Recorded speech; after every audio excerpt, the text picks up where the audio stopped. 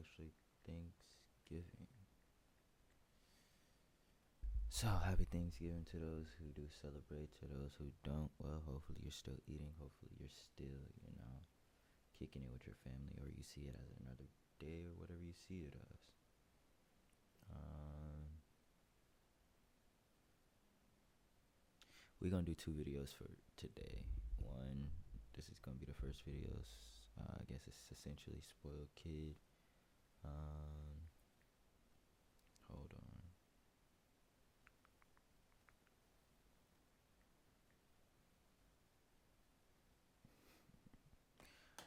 We're gonna do two videos today. One, this one's about a spoiled kid. I guess they trying to get away with murder. The second one is gonna be something dealing with like, man, those ain't gonna work. Second one, maybe. The second one is gonna deal with Thanksgiving. I'm gonna do a little tribute to Thanksgiving. But shit. With that being said, let's get this video started. And yeah, I do apologize if the sound cut off, at least for the video itself. I'll be paying attention to it because I think on the last video, sound cut off or some shit, so I had to redo that video. But let's get started. Let's see that shit already. What we gonna do? We gonna go like this.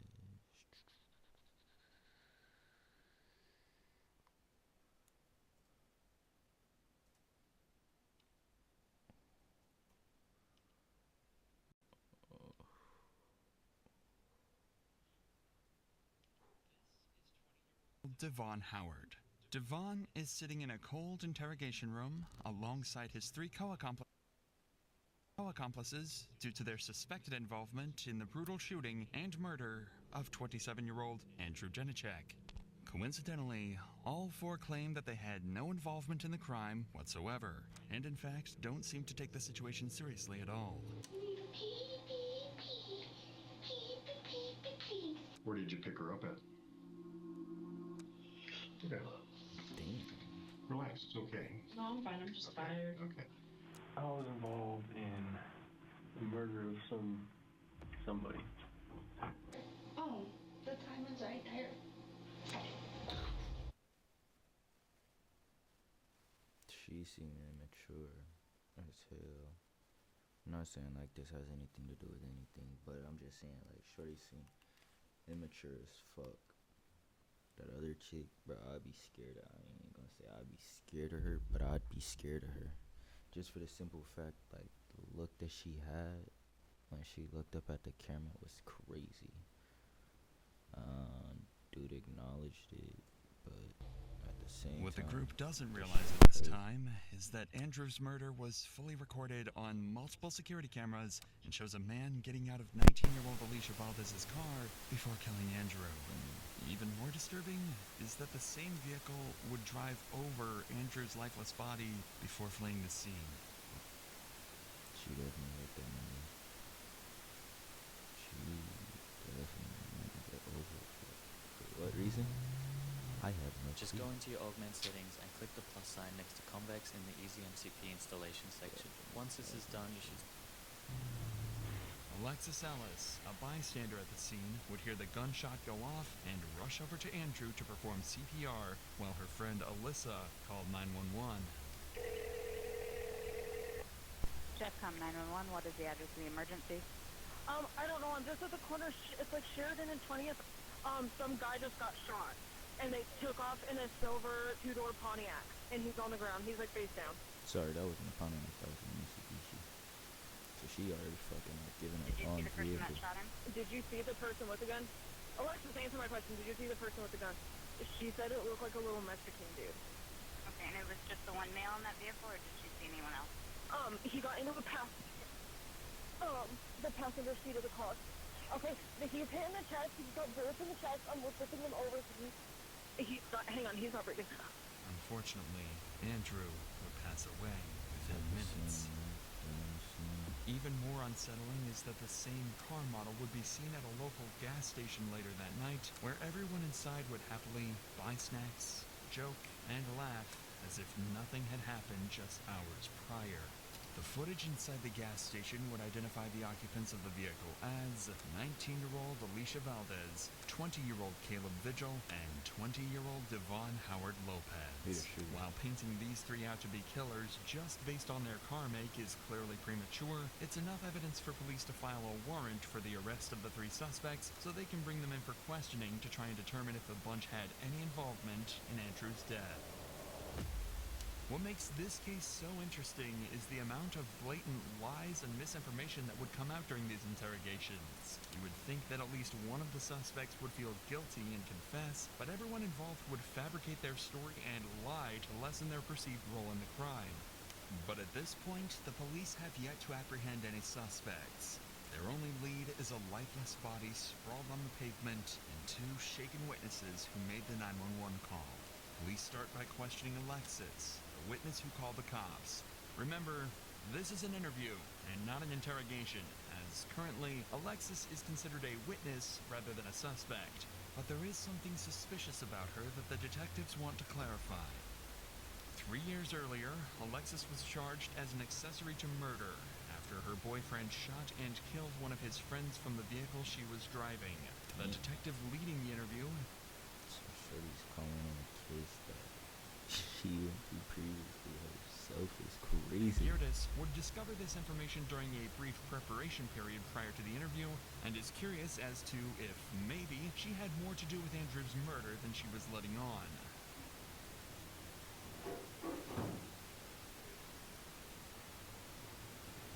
We pulled over, we parked in the back parking lot. My friend got out to go into the dispensary.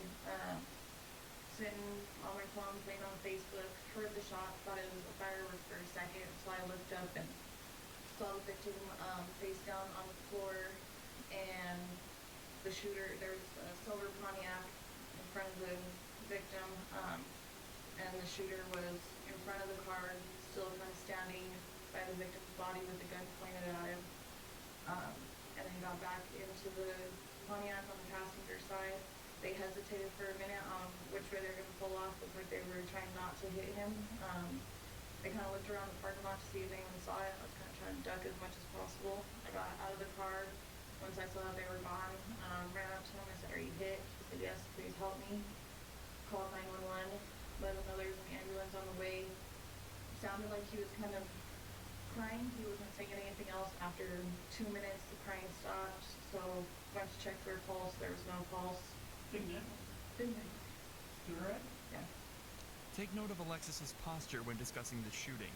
She's leaned in towards the officer and seems comfortable, showing little signs of resistance. This language presents truthfulness on her behalf, so it's unlikely she feels any guilt, which likely means that her recollection of events is indeed accurate to what she believed happened. No, it's just crazy that she doesn't do the same shit. Now she kind of full circle just on the other side. It's the crazy part about this, but furthermore, let's continue with this shit. You're not. The first thing that catches your attention is a shot. Okay? Are you familiar with them? That's what I'm on probation for. What's that? I was dating a guy. She's still on probation technically. She's not supposed to be on call. But no. She on probation, so she's not supposed to be around cops. I don't think this situation is gonna have an effect. Maybe it will have, but she's still gotta do. Like she's still gotta report to like parole officers and shit like that. Where it's like, oh, okay, cool. I came into contact with a police officer. Shit like that. But I don't think it's gonna have an effect. For 3 weeks, he asked for a ride, and shot and killed somebody in Supers when Sheridan County in 2015. So you heard me in the lot. Yeah, he was 5 feet from me. Got some tremendous love. Yeah. You charged? Yeah. Accessory to a crime, F4. How does it make you feel? I don't know. I mean, it was hard. I was glad I was able to react like that, 'cause I didn't react like that with my case. At the same time, my P. But I mean, here's the thing. her case completely different. I don't know if the dude told her that he was gonna do this shit or, you know, if it was just one of those things that he was like, come on, pick me up, pull up over here, you hop out, and do what you gotta do, hop back in, and like, let's go. Both sides of this case, right? Not both sides of the case, but both sides of this situation that she's in. Say he did tell her to come scoop him, pull up over here. He hops out the car and says, I'll be back. It's 5 feet away. Meaning he could have just pulled up, found out where dude or whoever he was looking for was, used her car so that he didn't get caught, even though he still got caught. And it's like, cool, we're out. Now, what I'm trying to say is, she could have been in fear, or the reason why she got charged with this accessory is because she, actually brought him up there, but she could have been in fear and been like, oh shit. Or, she could have been like, he pulls up, he tells her what's going on. She's like, cool, let's get it done. Essentially what people call grinders. Where she's like, okay, cool, we just did this because she's fucking with him. She ain't doing it for free. Because she fucks with him or whatever the case may be, she could have been like, oh yeah, I'm ready. And fucked her over. So Everybody's probably gonna shoot my house for it, but he didn't violate them. He knew somebody was there trying to help him. Just being around it. About her saying they're trying to chew her ass out is, oh, she got something to do with it. But it's not the fact, mate, it's the same shit you're on parole for. So how lucky you gotta be to actually be helping someone in a similar case to what you're on parole for. This is essentially what she's talking about. Being around the situation. Your fault? No. But there is. You know what's gonna go down? No. This interview clearly showcased the responses suspects make when dealing with discomfort. We can physically see her subtle movement patterns and how they coincided with certain emotions Alexis was feeling. Her body language makes sense. She felt uncomfortable while discussing her own criminal history, which is completely reasonable. However, when discussing a crime she had no part in, her demeanor changed significantly, with an open posture and willingness to answer every question. And with this, we should be now more prepared to analyze the interrogation of a less innocent suspect later on in this video. Following this interview, police will continue their hunt to find the whereabouts of the 3 inside the suspected vehicle. And it wouldn't take Sorry. long at all. Oh, sure, kind of bad. She kind of. Just a few hours later, at But 4 I think a.m., it's and it wouldn't It's just it. Never mind. She's still bad though. She's still bad. them long at all. Just a But, few hours later, at 4 a.m., an officer spotted a vehicle closely resembling the one described by Alexis driving recklessly and pulled it over. It quickly became clear that this was no ordinary traffic stop. They got to buy it. I almost didn't buy this Psych. NFL wallet, but when Black Friday hit and it was She up to stayed with his 42% buddy. off, You know where they kind of I finally gave it a shot. My old leather wallet was bulky, bent out of shape, and I... Hi, ma'am. Hi. Hey, Officer Lloyd Different, please. You can't turn left there. Oh, I can't? No, it says there's a big sign up there that says "Do not turn left." That's just. Oh, You yeah. don't have a front plate either. Is it up in the window? Yeah, 'cause, Okay. my thing is broken, so I gotta get a new one. It's actually The bracket. yeah. Gotcha. Okay. Do you have your license, registration, insurance, ma'am? There's those. Okay. There you go. Alicia Valdez. Alicia, can I have you step out for a second? Don't grab anything with you, okay? Just step on out for me. Yeah, put your hands behind your back. You got a warrant, okay? Why? Why do you have a warrant? You probably know that better than I do, but we're gonna do some research and tell you exactly what it is. Yeah, they put out a felony warrant out for you. Felony. Yeah. Yep. Do you have anything on you I need to know about? I don't. Okay. Alright, if you wanna watch them, I'll pat him down real quick. I'm just gonna sit you down on the curb, okay? You just put your wallet on the top, man. I'll give it back to you in a sec here, okay? Go ahead and just put him right behind. You're not in trouble, you're not going to jail, you're not getting arrested right now. Alright. Just gonna pat you down real quick, man. You can put your phone in your pocket. The same thing as your partner, you're not going to jail, you're not getting handcuffed. I'm just doing this for while you're gonna be sitting behind us, okay? Okay, anything in your hood or in your pockets you know about? No. Perfect, okay, you can go have a seat with them, okay? Is this your gold phone? Okay.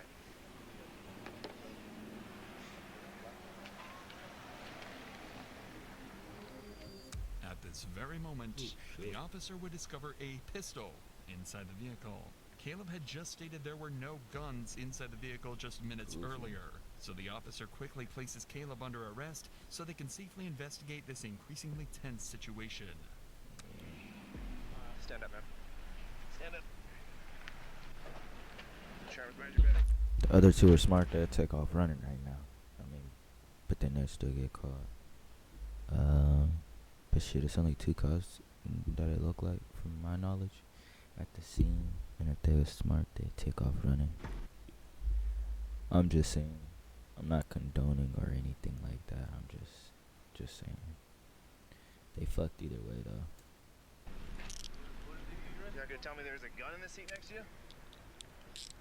What? You're gonna tell me that you're gonna try to leave a gun on the seat when you left? That'd be nice to know, wouldn't it? Oh, and a pocket full of bullets.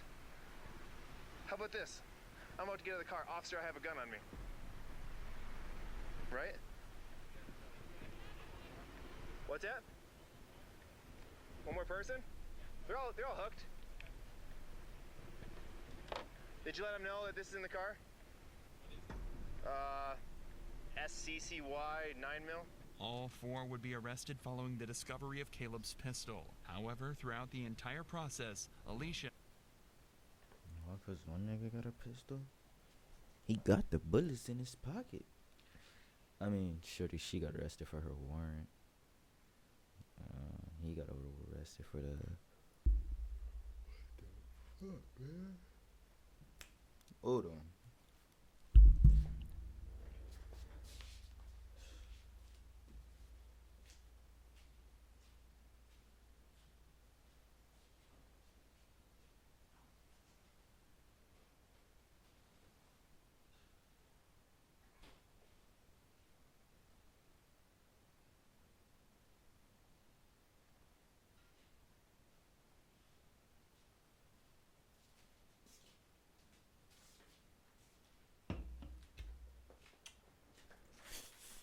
My fault.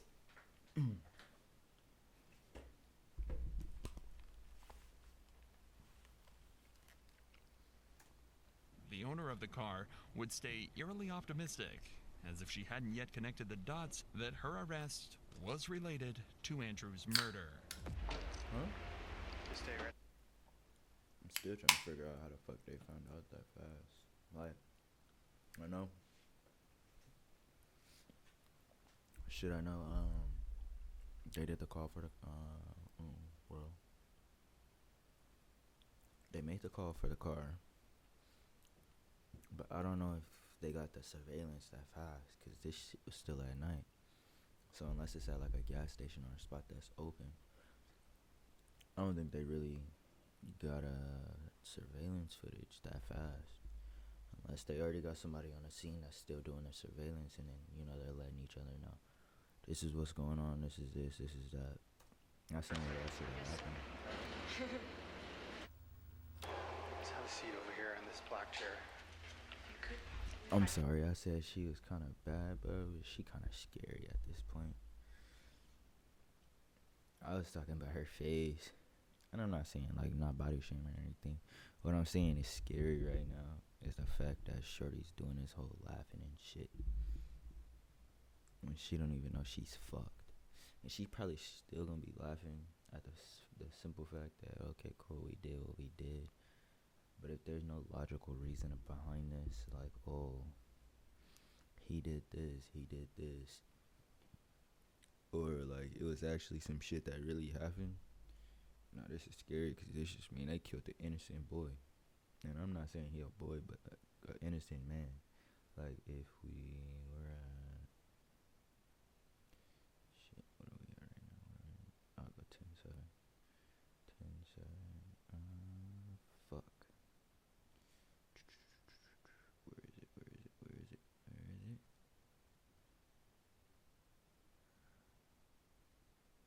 Go off and rush over to Andrew to perform CPR. He don't even look like, damn, I don't know if y'all can see that. Fuck.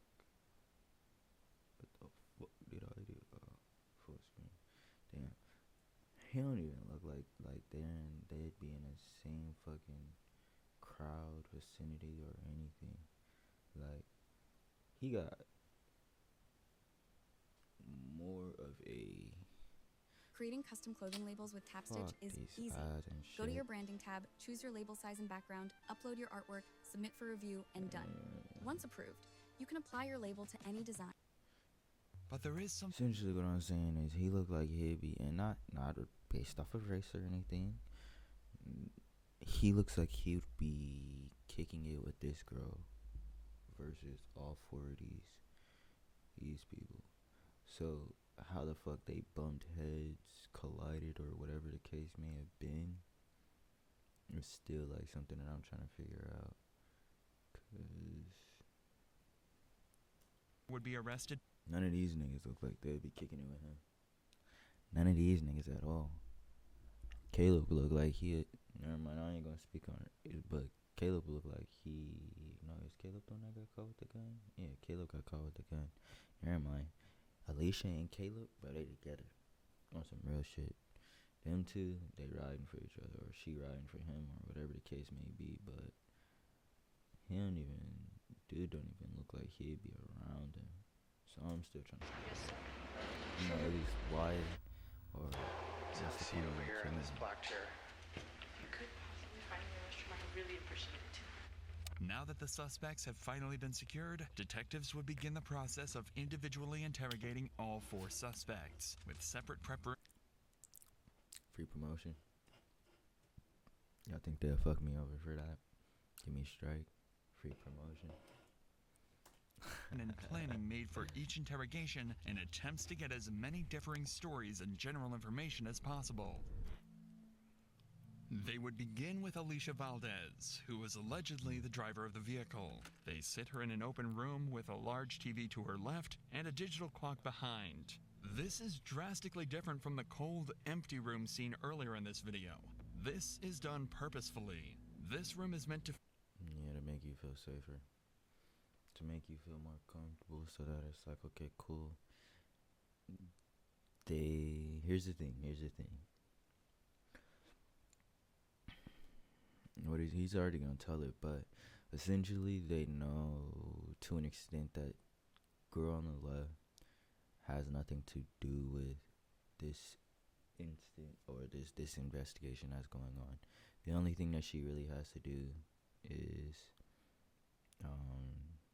to do with the investigation is the fact that she helped him. But at the same time, she was previously caught for this whole situation. So it's like, okay, cool, you already know the rundown. This is where we're gonna be headed back to. Girl on the right has no prior, at least from my knowledge or our knowledge as of right now, she don't got no prior like situations like this going on. So to her, okay, cool, you got a felony warrant for who knows what. We don't know what you got a warrant for, but we're gonna try to, keep peace. Or it's not necessarily even keeping peace, but make you feel comfortable enough to open up to us about a situation that we have no idea of. That's why he said, well, you should know more than me about your felony. Essentially saying, I have no idea what's going on. But they're finna, room seen earlier in this video. This is done purposefully. This room is meant to feel welcoming and open. The table creates a subconscious, comforting barrier between the suspect and the detectives, something that's absent in many more aggressive interrogations. The objective is to get Alicia to feel comfortable and willing to speak to the detectives. Remember, at this point, Alicia knows very little about what evidence the cops have. She has no idea that everything was recorded on CCTV, and they know that her car was there. The plan is to set a trap that prevents Alicia from denying that she was at the scene, so the more willing she is to talk at the beginning, the better. That's why they start the questioning off like... Because Caleb's the shooter. Yes, her car is at the location, but say he kind of like forced her to even go there, then she can be like, well,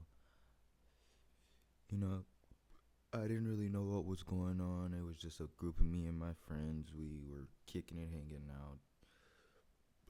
Blase. whatever she can come up with. Then they'd be like, oh, well, did you know he was going to kill them? No. But he put a gun to the back of my head when I tried to tell him I didn't want to move, I didn't want to leave, kind of situation. Where it's like, okay, they're trying to get her to admit at least that she had nothing to do with it, even though she's in the getaway car. Even though this is her car that's being driven, because one, it'll lessen her time. Two, it'll lessen her time, take the heat off of her, and they'll be able to go from there. But it'll ramp up in no time at all. Yeah, just have a seat right there. Want some water? Thank you. No? Okay. It's over here if you want it. Okay, thank you. You all right? Cold. Yeah. It was nice earlier. Yeah. The detectives offer her water to immediately try to appear friendly and form a bond. People are much more likely to tell a friend something than they are a stranger, so this is an extremely important step. You'll notice this friendly demeanor slowly fades and changes as the interrogation continues. And where do you live at? Right now, kind of bit of everywhere. Okay. Where do you? In my car. In your car? Okay. Keep this fact in mind for later on in the interrogation, as the detectives will use it to prove she was at the scene later on. We're in the car with you today. It's your car, right? Mm-hmm. How long have you owned that car? With AI, you can create any character you want in seconds. They're about to give her a rundown. Huge Hollywood budgets, complex software, in tons of time. But right now, what they're about to do is they're finna try to pinpoint that she was there in that car. So they're gonna say, or how long have you owned that car? Does anyone else drive that car? Do you let anyone else use your car? If she says no to all of that, she's gonna say, okay, were you driving your car tonight? Did anyone else have your keys? Did anyone else da-da-da-da-da? But I mean, obviously not. Or, are they gonna ask? More than likely, they might ask, where was she at the time of the accident? And if she says she was driving her car, then guess what? She's in that car. But also, they know that she was in that car without a shadow of a doubt, because they said they got CCTV, or they got footage with her in the car, then them going to the gas station, and then going like that. They're going to either bait her into saying exactly what happened, or yeah, that's the only thing they can do, really. I've had that car for, I believe, about 6 months. So 6 months about? Mm-hmm. You owned it? Where did you get it? I bought it from a public auction down in Colorado Springs. Okay. Okay, so you have keys to the car. Mm-hmm. Have you given your keys to anybody else? No, the only ones that were there are the ones that were in the car. Okay, so when you bought the car, there was one set of keys? Mm-hmm. And then I had another maid, but they're together. They're on the same. Okay. This is a simple question, and it should have a definitive answer. Based on what she's just said, the fact that the only 2 keys are in her possession, there's no reason for her to be unsure who has access to the car. She's deflecting. So you say you've been kind of homeless here recently? Mm-hmm. Okay, living out of that car? Yeah. Yeah. Where else have you been staying? Sometimes with gentlemen in the green out there. Caleb? Mm-hmm. Okay, well, talk about who else was in the car with you tonight? My boyfriend and another young woman, I don't know. I was wrong. My fault. I didn't know Caleb wasn't her boyfriend, but wait. If this your boyfriend, why you sleeping with Caleb? Unless your boyfriend is Caleb's bro and they stay together too, and that's Caleb's girl. Boyfriend. Make it make sense. DeVos. Where'd you meet him? Mutual friends. Okay. If you haven't noticed already, Alicia is extremely nervous. We're 10 minutes into this interview, and her leg hasn't stopped bouncing up and down the entire time. She's also been moving around in her chair and avoiding eye contact while answering very simple questions. Even without the evidence that they'd already collected beforehand, the detectives would likely already be convinced that she played a part in what happened. Yeah. Now it's just about exploiting these weaknesses and extracting a confession using everything they know. And the process starts by establishing a timeline. Who are the other 2 people in the car? Caleb, I met him through mutual friends too. I haven't really known him that long. What about the girl? Do you know her name? I have no idea who she is. When did you meet her? Just tonight. Where did you pick her up at? Caleb. Damn. I don't know, because I don't know Denver like that. Where were you at? She tried to be slick about it. She tried to be slick, but if she was slick, she would have been caught those cameras. She would have seen those when she walked in. I'm not saying like, well, yeah. Anytime I walk in a room, and I'm not saying I'm trying to be slick or anything, but anytime I walk in a room or walk in an area that I'm unfamiliar with, you know, I'm already looking up at the ceiling or anything, looking for cameras. Not to say that I'm gonna do anything wrong or that I'm, you know, finna do some shit like this, but I'm only saying that to say shit. I know where all the cameras are. And not gonna say I know where all the cameras are, but I'm always looking for cameras. I don't know, it's just a subconscious thing that I do. But yeah, she tried that slick. I don't know, because I don't know Denver. Tried it slick, but not slick enough. That. Where were you at before you left to go pick this girl up? Caleb's. Was Devon there with you? Mm-hmm. So you were a few hours at Caleb's house, and then Caleb asked you to go pick this girl up. Is that right? Mm-hmm. Okay. And you picked her up, and you were headed back to Caleb's house when the police stopped you. Like, have I got all that right? We were headed back, but I stopped at the 7-Eleven down the street. So okay. Which 7-Eleven? Get some drinks. The one off of Colfax and Ogden, I think. Okay. The detectives now have a story that Alicia is locked into, meaning that if anything she says contradicts this, they'll know she's lying, and they can use it to trap her to put on more pressure. Alicia, however, is playing a game of her own and trying her best to dodge questions and hide certain details from the cops, but she's fighting a losing battle, and the cops know it. This is the Wonder Oven Pro from our place. Our next generation non-toxic air fryer. How long have you been staying at Caleb's house? Not really a lot. I'm just trying to get a sense of like every other night, every night. That was Caleb's house. I don't think that's Caleb's house. I think they just threw something out there. You know, 5 nights a week. What? Oh, maybe a lot. That might be Caleb's house. I mean, idea. Maybe like 1 to 2 nights. 1 to 2 nights a week. What were you doing today before you went to Caleb's house? 1 or 2 nights a week? No, that ain't. That could be like Monday, Wednesday, Monday, Friday, some shit like that. Mainly just hanging out with my boyfriend. He's trying to keep me distracted off today. Oh, because of that. Yeah. That's. We all have stuff like that. I know. Yeah. Okay, so where were you hanging out at? Really just everywhere driving. Driving? But that was about it. Okay. Relax, it's okay. No, I'm fine. I'm just tired. Okay. But Alicia is all too aware that the final thing they did last night is exactly what police want to know about, and she absolutely cannot bring it up. You stayed anywhere else since you come to Denver other than Caleb's or your car? I stayed at this one girl's house. I don't remember her name. Like I said, I met her through mutual friends. But those friends that I did meet her through, I'm no longer really in contact with. Okay, how long ago was that you stayed at her house? A week ago? A week or something. Did Devin stay with you at her house too? Yeah, he's with me all the time. This is an extremely important statement. If they can confirm that either Devon or Alicia was at the scene of the crime, they'll be able to lock both of them into it. The detective. She's finna. With him saying that, she's finna fuck both of them over.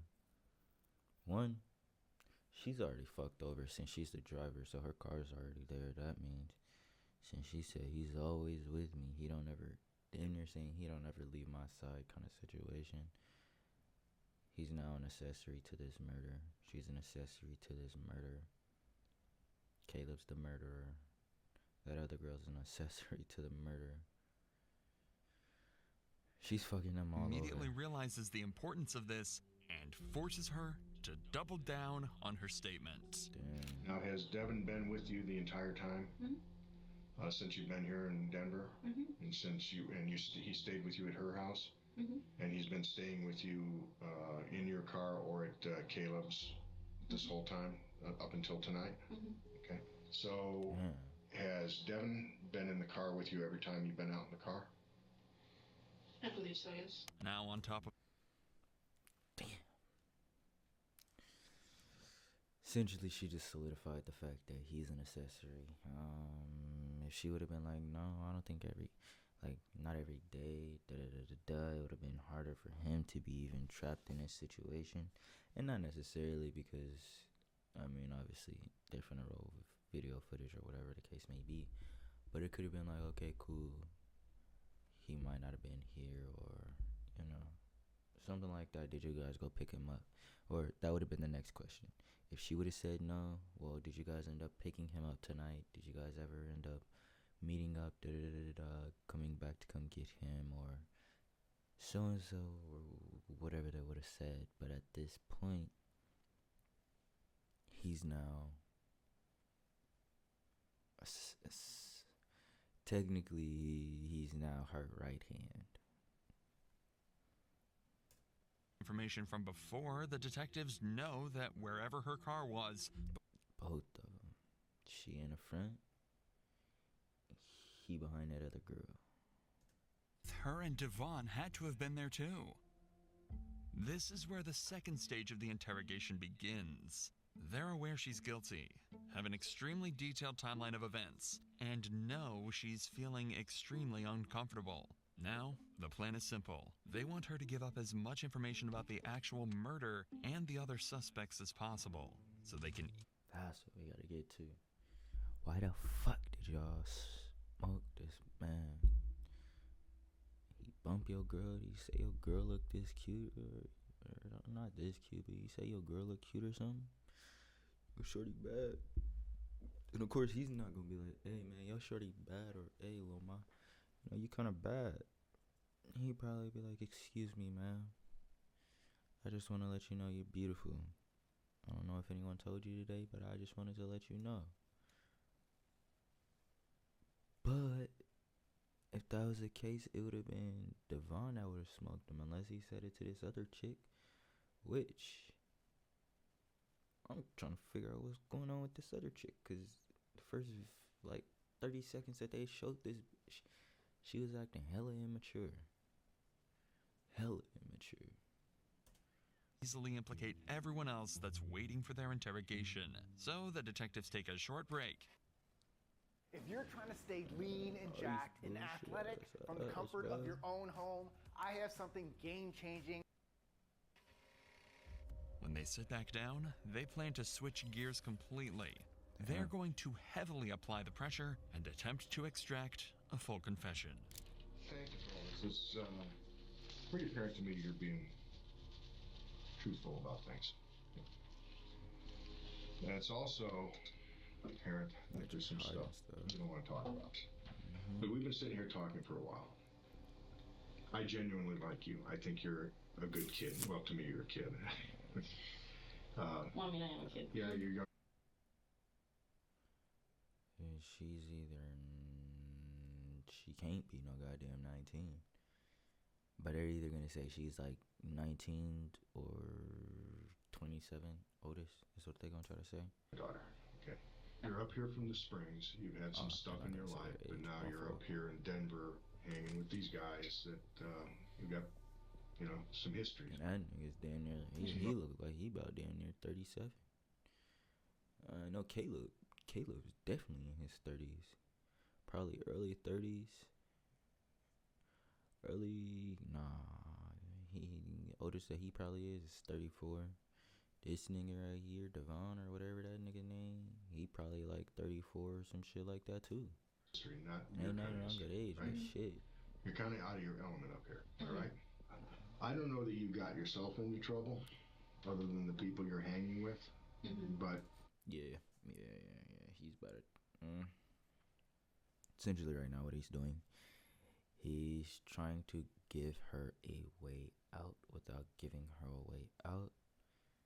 Only for the simple fact, like they said, they're trying to trap them into whatever they're trying to trap them into. So he's either going to give her a way to say, okay, yeah, I fucked up being with these people tonight. I didn't know they was going to kill this kid.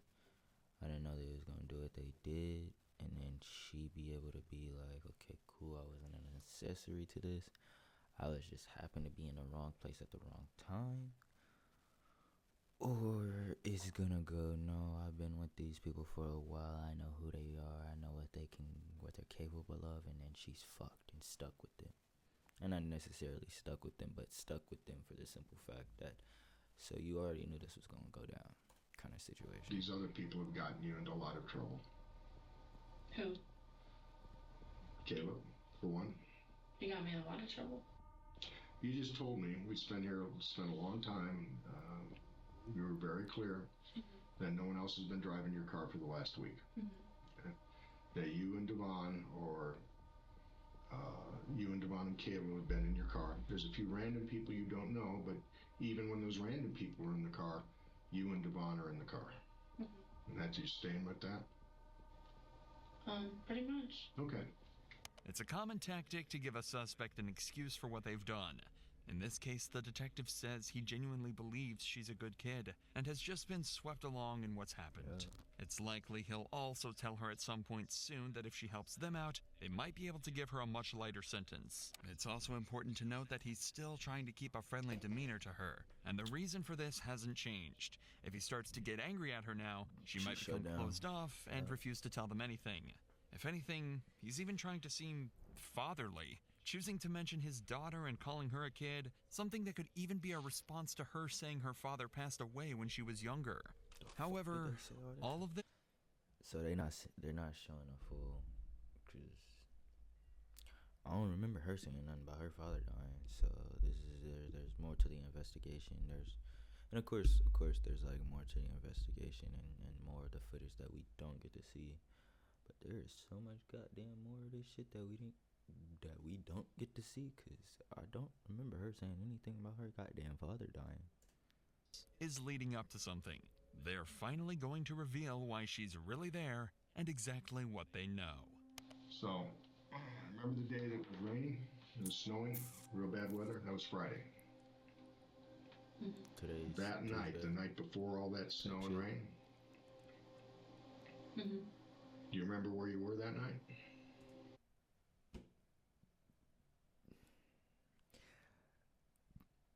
That makes sense now. I don't know why I thought they got the warrant that goddamn fast. Why they got the CCTV footage that fast. I don't know why I thought that. This means this is either a couple days or a week later. No, this makes more sense. Okay. Yeah, I don't know why I thought that shit. Say I could not tell you. Okay. You remember being in a dark parking lot that night? Don't say no. Okay, I don't know. Okay, look at me. Your car is at the scene of a murder. Someone got out of your car, shot someone, and killed them. Got back into your car and drove away. You just told me that you were driving your car all week. You need to tell me the truth. I don't recall. You don't recall? I don't. We have it on video. I know that the person who shot this guy is a guy. I know it wasn't you. I know it was your car. You tell me you're the only one driving your car, so you were driving the car. I mean, yeah, but I don't recall being in wherever you're saying. Essentially what she's trying to do right now is gauge how much they know, but he's already telling her that they know everything. That's why she said, well, I mean, yeah. She's saying, I mean, yeah. A dude shot somebody. What she's doing is omitting the truth without telling the truth. So, yeah, I mean, yeah. Dude shot somebody. But yeah, I was driving, but I don't remember that. It's essentially what she's getting at. I was... Picture just yourself to make in this it seem like situation. she's not guilty. If you'd just been told that police believe you were at the scene of the crime, would your first response be, I don't recall? Anybody innocent would be shocked. What the fuck? What you mean I was at the scene of a crime? Like, nigga, fuck you, man. That's, and I wouldn't be like, fuck you, man. I'd just be like, yo, what you mean? Like, how long ago this happened? Where the fuck was this shit at? What was going on? You said it was my car? Fuck. To hear this information and do everything they could to clear their name, distance themselves from the crime. Alicia was there, and now the detectives are more certain of this than ever, and they're starting to get frustrated. Honestly, you need to be honest with me here. I am? No, you're not. I do know you were driving the car. Now, driving the car could make you an accessory to murder. If you're going to sit here and tell me you don't remember, no one in the world, no one. You put yourself in my position, okay? I know you were driving the car. I know your car was there because I got video of it. I really don't. Put yourself in my position. Do you think anybody in the world is going to believe that you don't remember that? Your wallet sucks. That's why we invented the Ridge wallet. Hey, I'm Daniel, one of the founders of Ridge. My dad and I realized that most wallets are falling apart, stuffed to the max. I don't know, I just, it's like, I'm not like I said, I drive everywhere. Yeah, you would have remembered this, though. Yeah. This is a... You definitely would have remembered this. Nigga get shot and nigga hop back on your car, you are definitely going to remember that. Your ass gonna be shaking and trembling. I didn't know what to do. Okay, I'm sorry. Chilling line from the detective. She could have straight up went to that. I didn't know what to do. They told me if I say anything, I would die. They told me this. They told me that. She could have jumped straight to that, but you can clearly see it almost startles Alicia. The sight of that man being shot will be burned into her mind, and being so clearly reminded of it would be jolting, to say the least. In fact, the detectives didn't even realize exactly how traumatizing it might have been until just moments later. Tonight, Caleb had a gun on him. Mm-hmm. Did you know he had a gun on him? No, because I don't just pat everybody down that comes in my car. Well, you know he owns a gun, right? You're staying at his place. You drive with him every day. Not every day, but... Well, I mean... So here's the thing.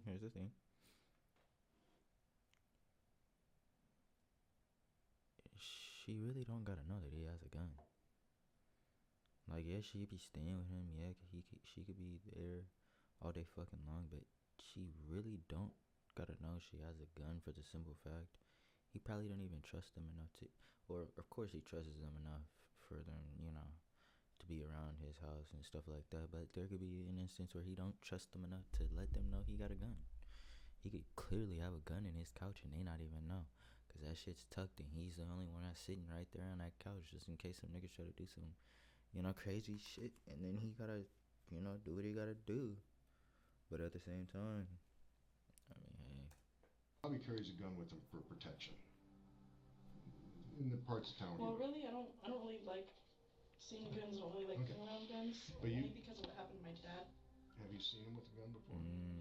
This is what she mentions her dad. Pay attention. What happened to your dad with a gun? He was murdered. So dude watched ahead and then he was talking about it. Okay. So they do mention a dad's murder. Yeah. Okay. With a gun. So this was probably pretty traumatic for you, seeing someone murdered with a gun. I did not see anybody being Happened right in front of your car.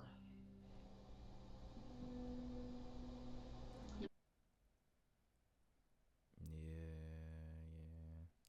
She's either, one of two things is gonna happen. She's either going to break down and say exactly what happened, or she's just gonna hold to this and then later on say, okay, cool, he told me that he was gonna shoot me, or something was gonna happen if I mentioned something, or one of those kind of situations. I don't recall. Notice how quickly the detective hones in on her father's murder and how similar that may have been to this incident. He's looking for any opening to make her feel uncomfortable, and if what dude is saying is correct, he would catch this small... Murdered with a gun. I did not see anybody being... Happened right in front of your car. Well, he can't see her legs, but you can visibly see that she becomes tense. And if that's what he's really looking for, he would have been caught that, or he would have just caught that. But I don't recall. Notice how quickly the detective hones in on her father's murder and how similar that may have been to this incident. He's looking for any opening to make her feel uncomfortable and guilty. And as horrible as it may sound, this is about as good as you can get. So the detectives take one last break to think about their final move and come back with the last and possibly most damning piece of evidence of all. A video of her being here. Want some more water or something? Nope, she shut down. You've been on the other side of this, haven't you? With your dad. You've been on the other side of this whole thing, haven't you? What does that mean? I mean, you got a family member murdered. She about to shut down. So you've seen the other side of this. She gonna stop talking. Well, not really. She was probably young when this shit happened too. Not really. They let the man that did it go away. What the fuck? What the? That either means he got off free or a nigga locked behind bars. But they don't know. Shorty better shut down. The man that did it go away. They did. How'd that feel? Did they catch him and not? They let him go? I mean, the way I see it, it's life's go ahead and live it. No, that's not all right. He said You don't life's believe a that. bitch. When you got stopped, Hey, she not wrong. She not wrong. Life is a bitch. And life got some fucked up ways of showing motherfuckers how fucked up she can get. But at the same time, I mean, if this man was shot and killed for like just an unknown reason, it would make no sense. there was a gun in your car. Did you see the gun that they took out of your car? I didn't see it, no. You didn't see it, but they took a gun out of your car. Okay, that was the gun that was used to murder this man. And prove that too. That's an easy one. The gun. They're gonna use casings, and from casings, what they're gonna do is match it up to the firing pin. But that's how they're gonna prove that. It was in your car. You sure it was? Oh, I'm sure it was. Yes, I can prove that. That's easy.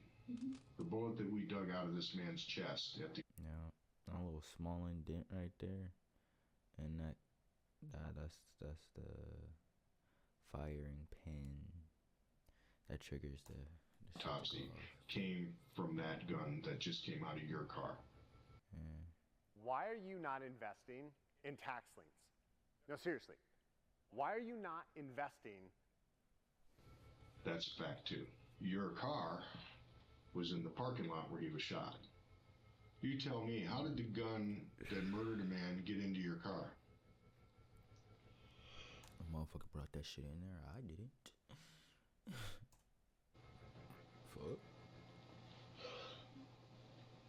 I don't know. The detectives get very little other information out of her from this point onwards, Yeah, but she they've shut already down. gotten more than Definitely, she shut down. They've heavily implicated her in the crime, and it sounds as though Devon had to have been there with her too.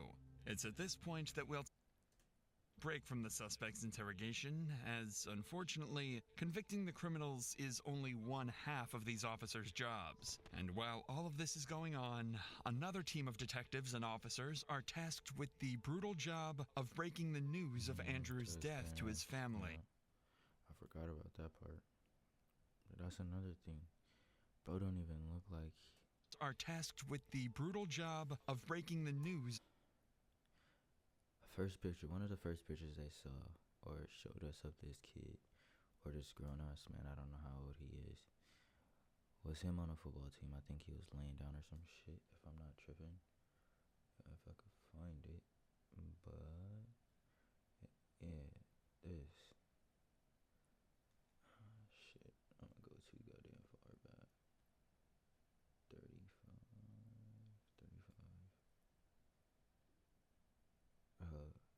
This man does not look like he would even be remotely close to them whatsoever.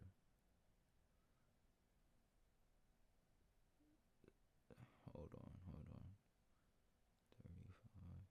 35. Yeah, so essentially what I'm saying is, bro don't even look like he'd even be kicking up with them at all. Like, he looked like he got his life.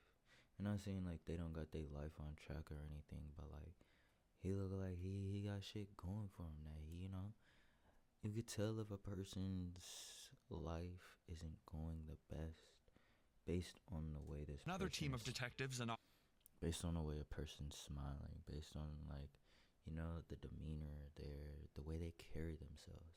I'm not saying that these people don't got nothing going for them, or like, well, I'm not saying that they do and I'm not saying that they don't, but just based off the way they're moving, based off the way that they conduct their lives or shit like that, you could tell what a person, if a person has something going for them, if a person has, you know, outlooks on life or some shit like that. I'm not worried about the whole she, like, and some people might be like, oh, well, tattoos is another indicator. Yes and no. Like, yeah, she got tattoos damn near look like from head to toe. I mean, or not head to toe, but every one of these people got tattoos. She got chest tattoos. I don't know about the other girl, because the other girl is fully covered up. Caleb got tattoos. She got tattoos. I think Devon got tattoos, but that's not a real indicator, because people get tattoos just because they like them, because it's a form of art. What I'm saying is just based off the photos, and of course, these are just photos now. Don't get me wrong.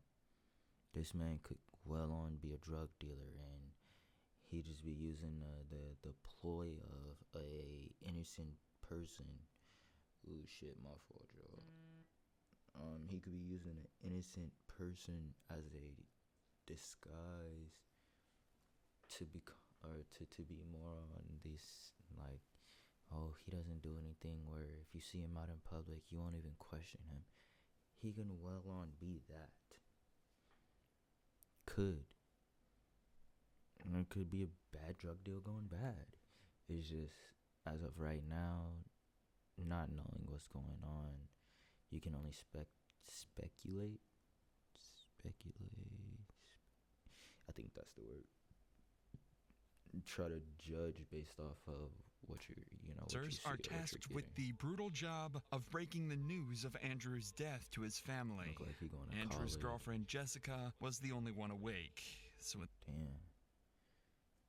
middle of the night, she'd get a knock on the door from a group of detectives. All right, Jessica. Well, I appreciate you answering my questions. So I have some news for you. It's not. I'm just gonna come out and say it. Andrew's dead. You're joking? I'm not joking. Andrew's dead. What happened? Crazy thing is, bro didn't sugarcoat this shit or nothing. He said, I'ma come straight out with it. You don't need the whole sugarcoating bullshit. That motherfucker's dead. He didn't let her tear the band-aid off the wound. She didn't know what she was running into, or she didn't know what she was finna get from this man. It's straight to the fucking point. Look, I'ma just come out with it. That nigga's dead. Appreciate you answering that is crazy. My questions. So I have some news for you. It's not. I'm just gonna come out and say it. Andrew's dead. You're joking? I'm not joking. Andrew's dead. What happened? He was shot, and he died in the parking lot. Oh my god! DOA. Have you guys already No, informed not his dead mom on arrival. That nigga's dead on the scene. or anything? You're the first person I was able to get a hold of, and I know that this is hard to hear.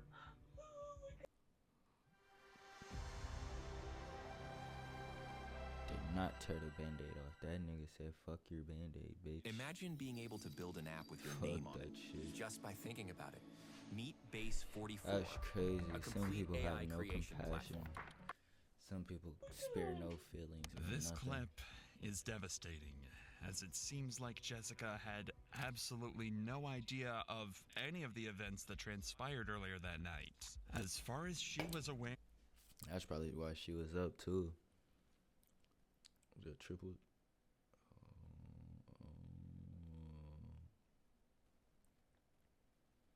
This nigga was picking up a grocery list. It's cool. Hold on, I'm only doing this for the light. If it even works. Is this man picking up a grocery list and got killed?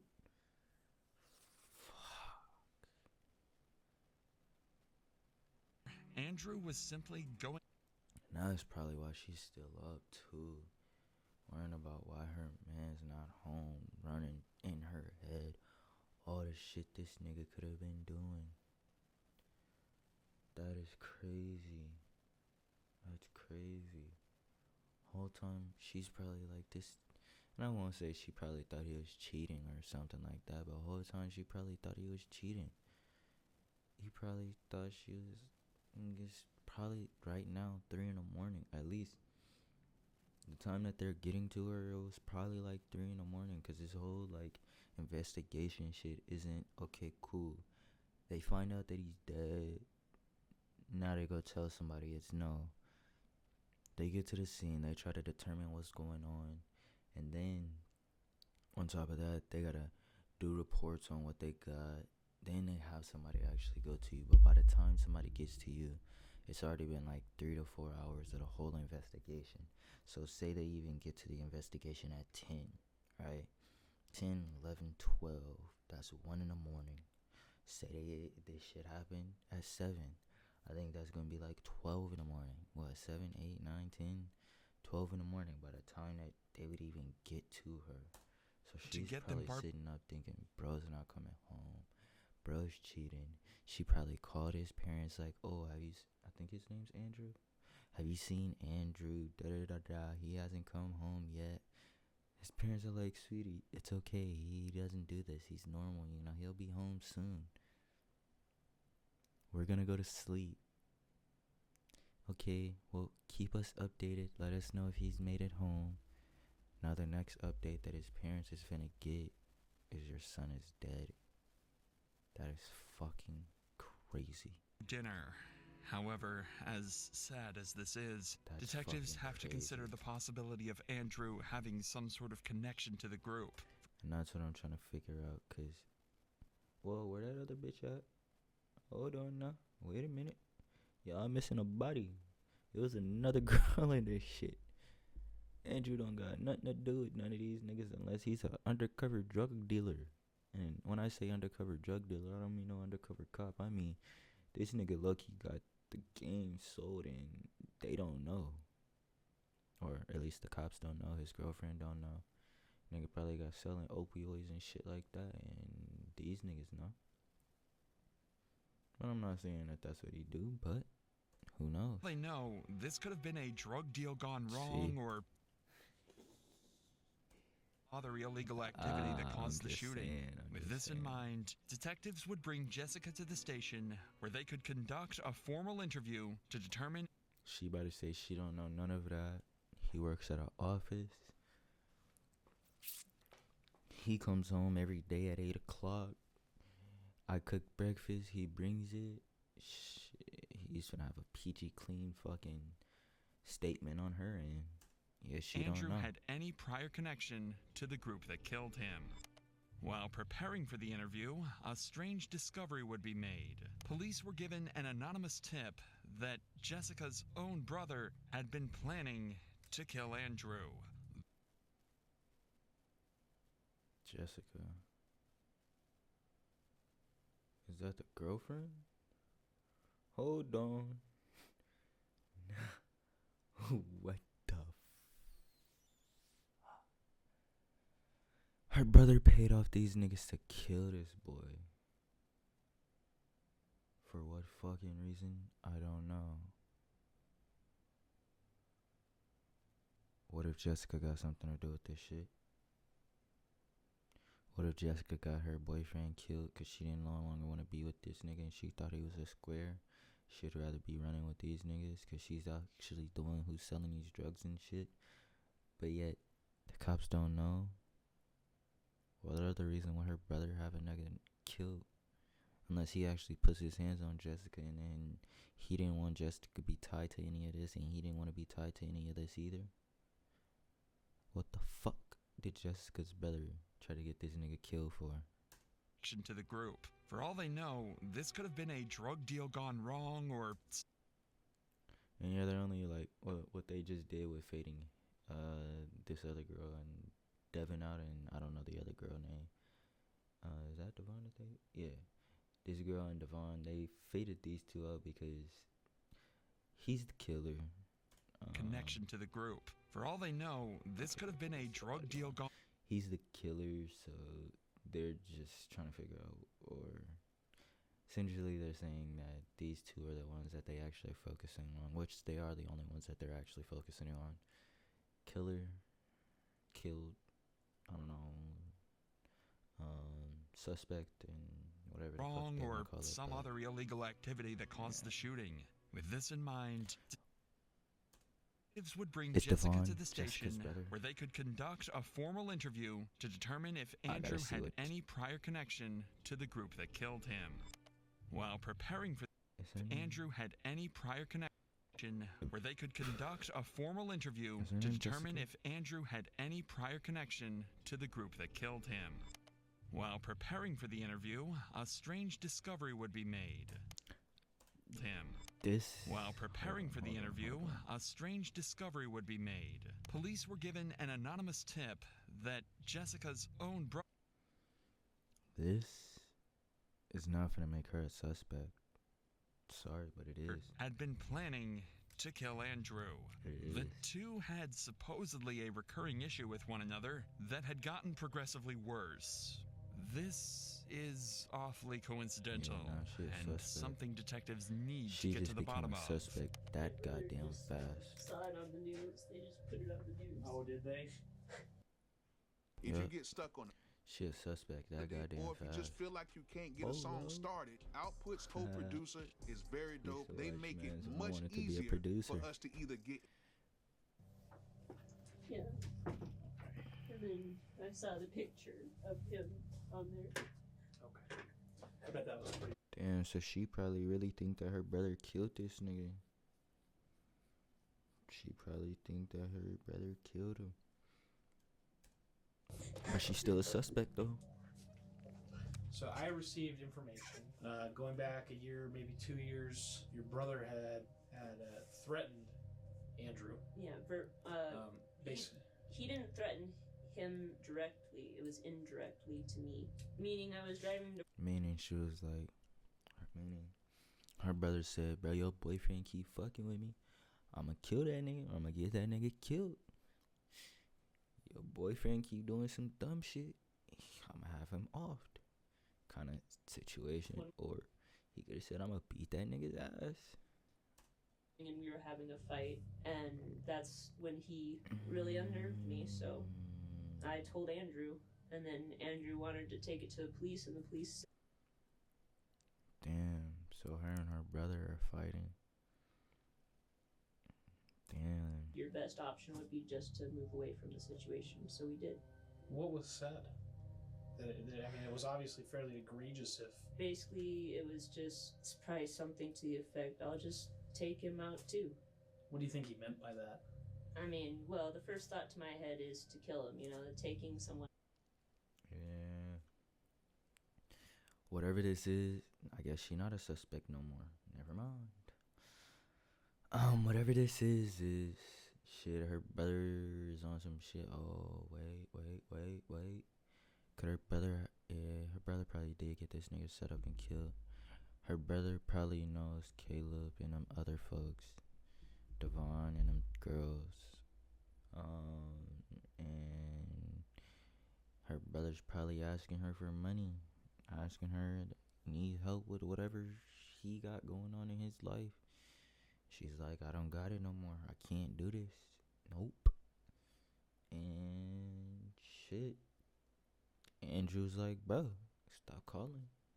And I know I'm just coming up with all this shit, but I'm coming up with all this shit trying to figure out what's actually gonna go on. But yeah, Andrew's probably like, hey, this not gonna happen no more. Even though he's a square. I'm not gonna say he's a square, but even though he's probably not into this kind of lifestyle where he has to actually defend himself or defend his home, his property, his girl, or anything like that. This is probably one of those things where he was like, no, it's not gonna happen. She said no, leave her out of this. Again, like I said the first time, brother's like, tell your boyfriend essentially to stay in fucking line. This isn't between me and him, this is between me and you. If he decides to get back into this shit, like I said, he said he was gonna off him. He said he was gonna do that nigga in. He was gonna have that nigga. And obviously it happened. While these comments from Jessica's brother are disturbing, Jessica doesn't seem too bothered by it now. But at the time, they took it seriously enough to move houses just to get away from him. But the detective can't just take Jessica's word for this. Luckily, there are some simple ways that he might be able to prove if he was involved or not. What kind of car does your brother drive? The Pathfinder. What color is that? Green. Like a dark forest green. Does your brother have access to firearms or anything like that? He's not allowed to. Why not? He has charges against him for past stupidity. Okay. And I don't know all those crimes because I didn't bother to try to talk to him about them. The description of his cars don't match up with the one on CCTV at all. And if he's not allowed access to any firearms, then it's very unlikely that he was their guy. However, before they wrap up the interview, Jessica asks a final guy. If he's not allowed access to any firearms, then it's very unlikely that he was their guy. How does that? If he's not allowed access to guns, how is he their guy? I mean, he shouldn't be their guy, because that means there's no. Well, I'm sorry, because there is more ways to just get guns from legally, off street, but at the same time, there's no Pathfinder. Yes, he does have charges. Yes, he cannot get a gun. So, it's not linked. However, before they wrap up the interview, Jessica asks a final, devastating question. This question's gonna lead to him being there, though. Can I just ask you one question? Sure. Andrew? Can I ask you,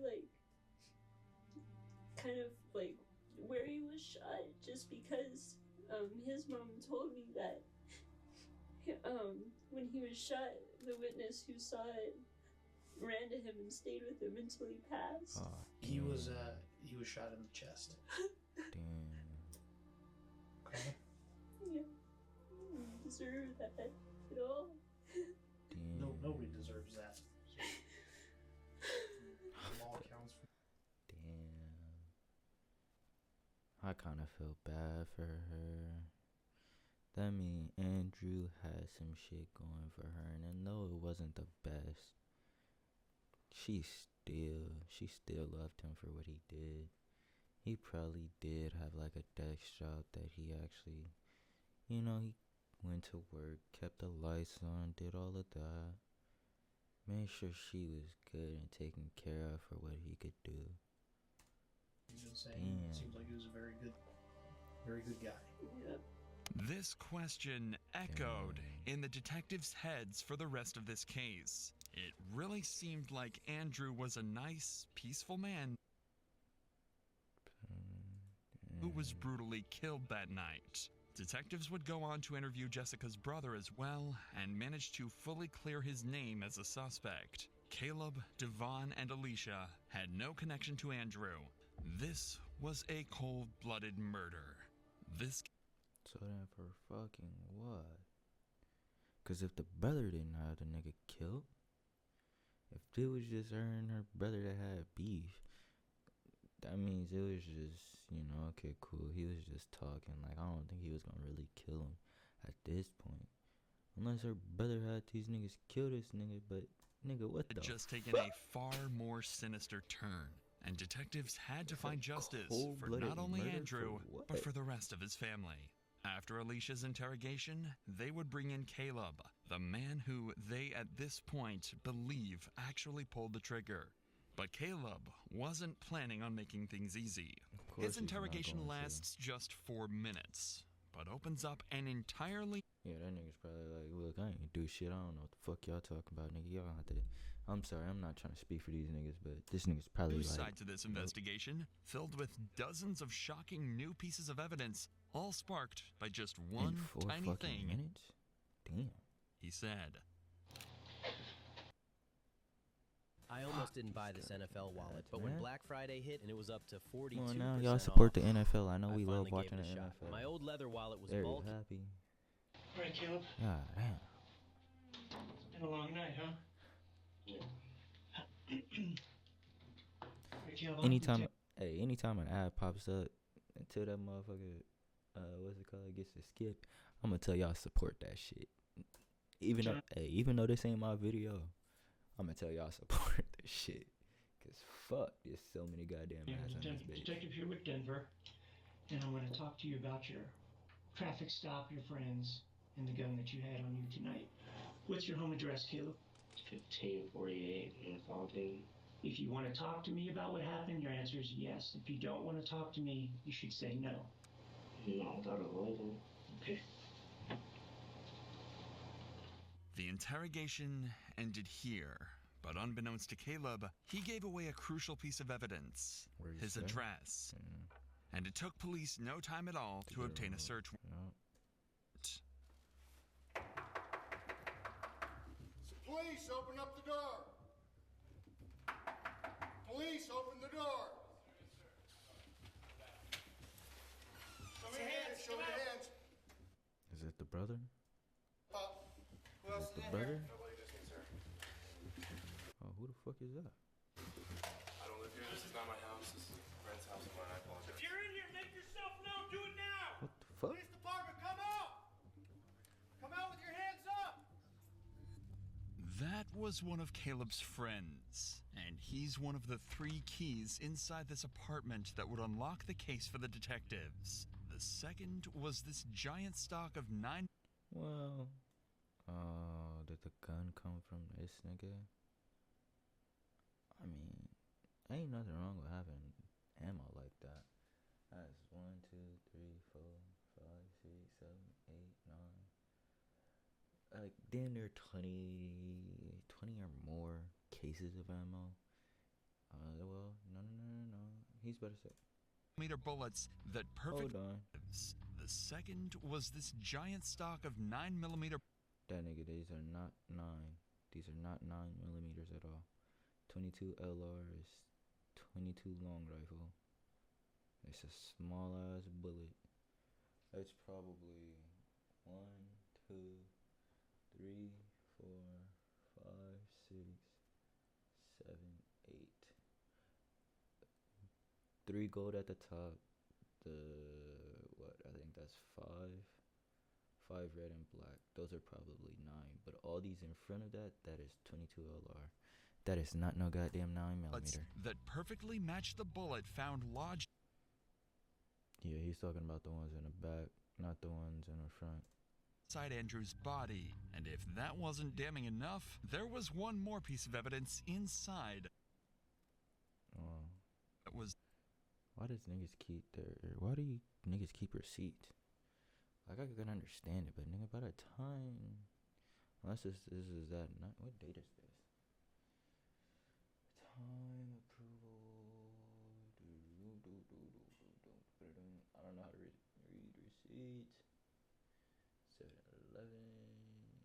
18, 3rd of. What the fuck? This is Seattle, Washington, people. Seattle, fucking Washington. 8-10, 3rd of.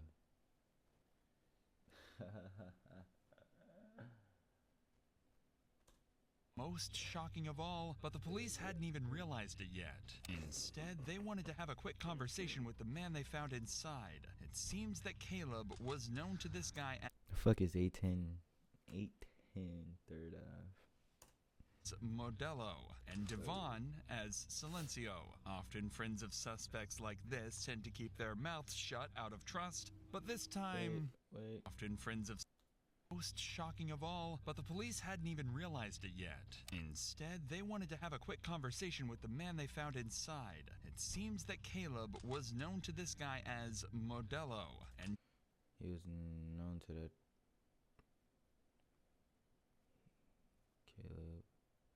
Caleb was known as a beer. Devon as Silencio. And Devon was known as Silence.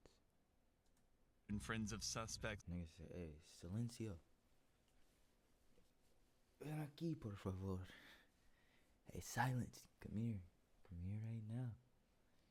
Hey, beer, hey, fool, come here. This tend to keep their mouths shut out of trust. No disrespect. But this time, well, see for yourself. Adele got out of the car, I guess, to go mother this dude with a gun. That nigga was there. Whoa. Dude was there. What the fuck? Unless they told this nigga what the fuck happened, dude was there. Dello unloaded the gun into somebody, I guess. Damn. So whoever was in the Dello. Damn, so this is a robbery? Damn. Out of trust. I'm not saying like, damn, like this shouldn't have happened, but I'm saying damn, cause this is crazy.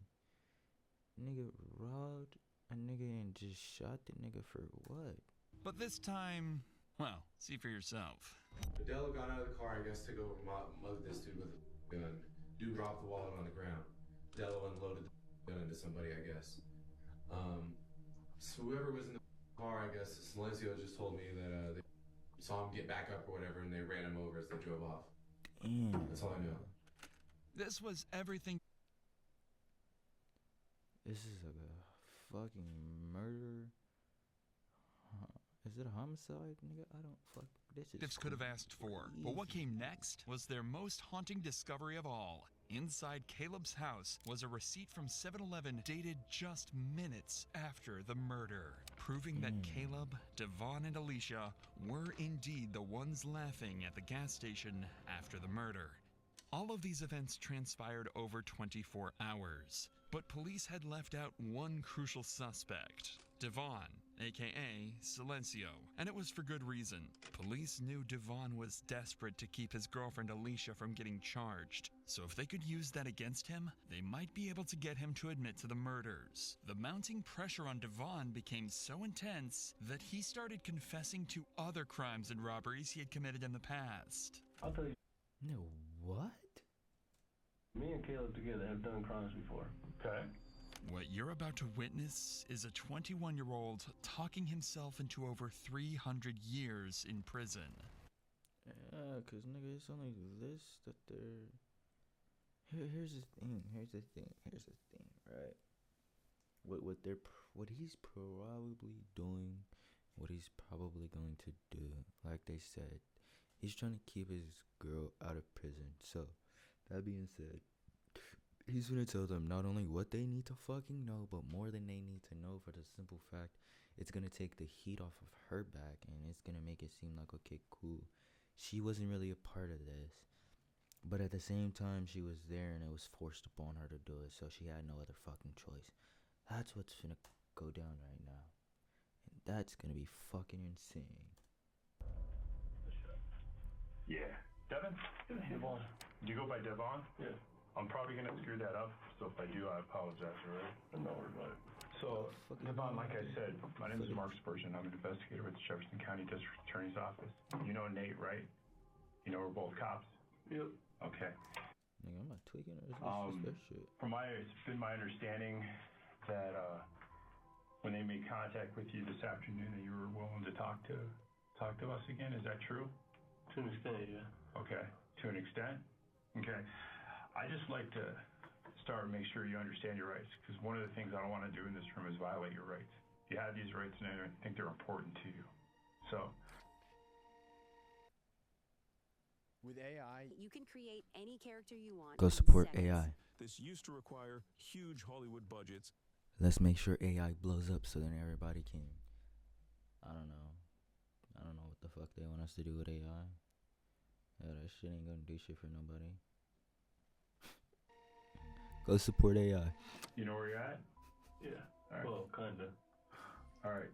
I know this sounds good, but I want to make sure that you understand what we're doing. Where you at? Some police station. Okay. All right. What state are you in? Colorado. Who's the president? Trump. How the fuck they get to Colorado if this situation happened in Seattle? The detectives are being perhaps even more careful at the beginning of this interrogation than they were in Alicia's. They want to confirm that Devon is of sound mind right now, leaving the defense absolutely no opportunity to invalidate this piece of evidence in court. They can't leave any room for error, because they know he's likely only here for one reason: to confess. I'm into this investigation somewhat late, so I kind of want to start out and ask you, why are we sitting in this room? Why are we here? Fill me in.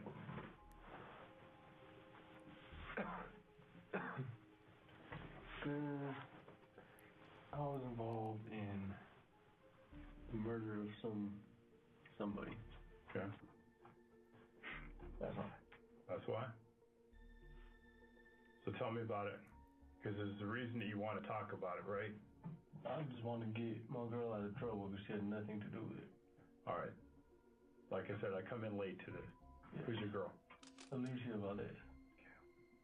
The detective's plan worked perfectly. He's here to tell the cops everything in hopes that he can maybe get his girlfriend out of trouble. But you can still clearly see how uncomfortable with this he is. As soon as he's asked why he's here, he goes from sitting perfectly still to dancing around in his chair, searching his pockets, and leaning back away from the detectives. It doesn't matter if he thinks this is the right thing to do, he still knows he's being checkmated, and he's about to sentence himself to a lifetime in jail.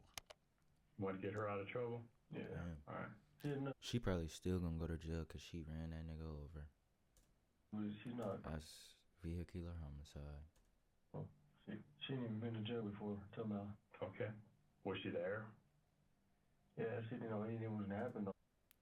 Yeah, She didn't have any hand in it at all. Okay. I was driving and, you know, you can feel the rest. I'm sure you already have. Like I said, I'm coming into this new. I learned about this literally this morning. So yeah, he really trying to take the heat off of her because I think she was driving. Truth be told, she probably was driving. He's just trying to get everything off of her back. For that shit, niggas can say he's a good ass boyfriend, writer. But also, she a writer because she didn't say shit. They asked me to come in and kind of assist, so that's what I'm doing. Do me a favor, walk me through. Because if you want to get her out of the situation she's in, I understand, I respect that. But I need to know what happened, so walk me through it. We were driving around, honestly, for night, having fun. Drive around having fun? Yeah. We like to drive. And bro said he's 21? This is crazy. We listen to music. Then we had to pull into this parking lot. And then from there, I don't really feel like I need to speak on it. Why not? Because you guys already have pretty much everything figured out. You guys know she did not pull the trigger. Okay. That's what matters. I'm just here to get her out of trouble. I'm not here to get anyone else in trouble, except for myself, obviously. Right. All I can tell you is no one knew that the shooting was going to happen. It was not planned. So it wasn't planned? Hell no, it wasn't planned. Who plans on driving to a parking lot shooting some random white guy? Were you planning on robbing him? Like I said, I wasn't planning on doing it. Was Caleb planning on robbing him? Like I said, I'm not going to speak on that. This is one of the detectives' leading theories about what happened. They don't necessarily believe that they planned on murdering Andrew. They think that this was more likely a robbery gone wrong. They intended to just steal Andrew's money, but ended up freaking out, shooting him, and running him over to ensure he couldn't turn them into the cops. What makes you guys go at this kid? Ooh. He was an easy look. Like I said, he didn't look like he didn't look like he had to do anything with these people. So they probably thought he was just gonna quietly turn a rock. Oh shit. Probably was just gonna be like, okay, here you go. But the fact that he made them, like he dropped the wallet on the ground, kind of making them pick it up, making shit worse than it needed to be. Who knows if he screamed or yelled or did anything else to make hella noise. He did just get shot for nothing. The victim, the kid that died. He's not a kid, he's 27. But right. Oh, he was 27. He is to me. True. Well, like I said, I don't know. I wasn't planning on anything happening to him. I didn't know what was going to happen to this guy. So when something went off, I drove off. Okay. What happened? We need to know what happened. Well, everyone knows he got shot. Yeah, I know that. But I'm trying to figure out who shot him, and I need somebody to tell me that. Well, I'm not going to tell you anything because I'm sure you guys already know. And if you guys can't figure that out, then there's some issues.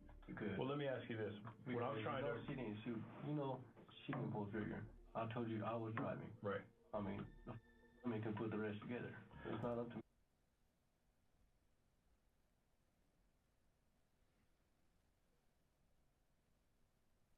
I want to say I can respect him for this. And I can. Even if she was driving, he's like, yo, she wasn't driving. I'm driving. You know the rest. You know who shot him. He's kind of dry snitching at the same time. But he's doing what he can to get his girl out of this situation. So for that, I could respect. But I guess I'm trying to understand is why.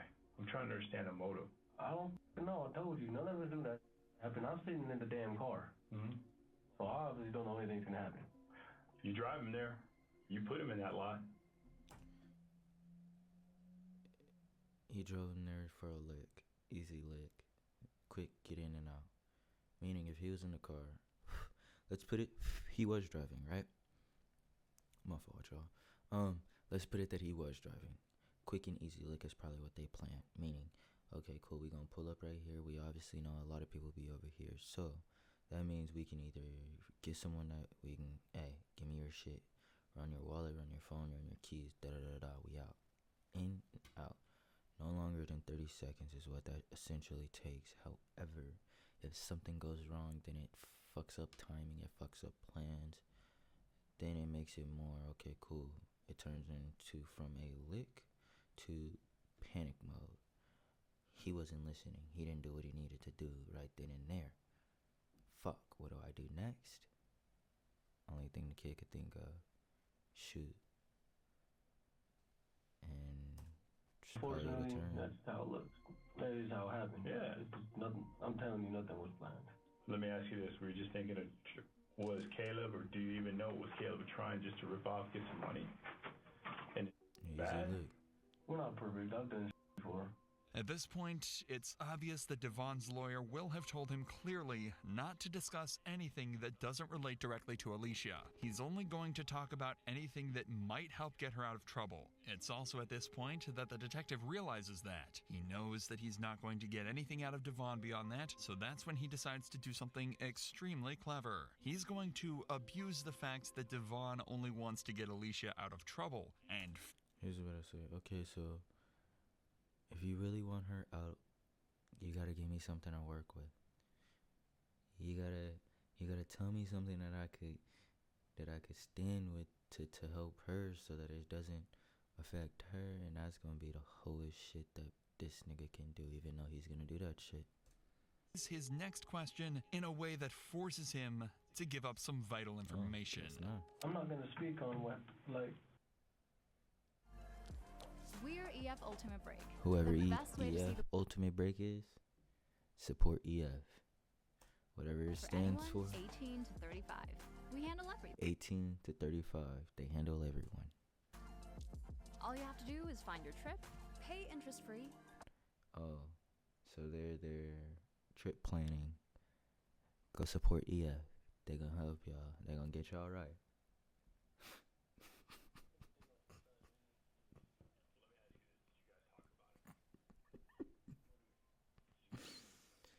Oh shit. Oh shit, I fucked up. Oh shit. Hold on, cause why is it stuck on this? Damn.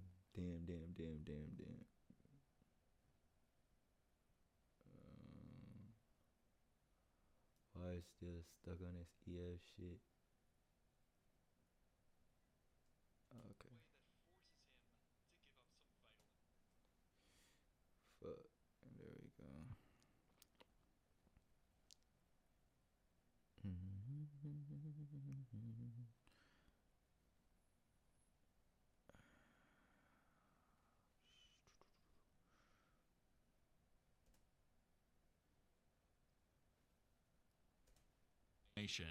I'm not gonna speak on what, like, anything else besides me and Alicia. Let me ask you this: did you guys talk about it? What do you mean? Did you guys talk about it? Did you and Caleb say, "Hey, this is what we're thinking about"? Because I What the fuck? figure out, is she the one planning this? Alicia had nothing to do with any of this. So help me understand that. I'll tell you straight up. Me and Caleb together have done crimes before. Okay. I'm worried about this one. Hold on.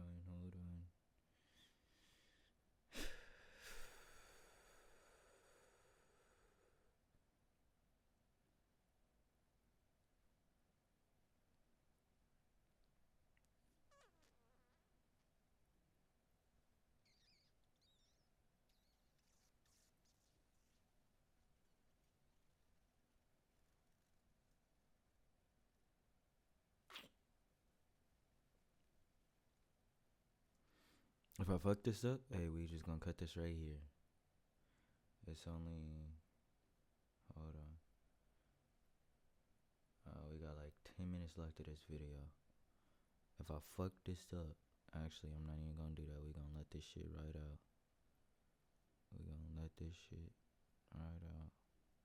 Cause I'm not trying to fuck this up and do this shit over again. This one right here. Shit, I apologize about this blurred shit or whatever the fuck's going on right now. But I'm not finna fuck this up. We got 10 minutes. Yeah.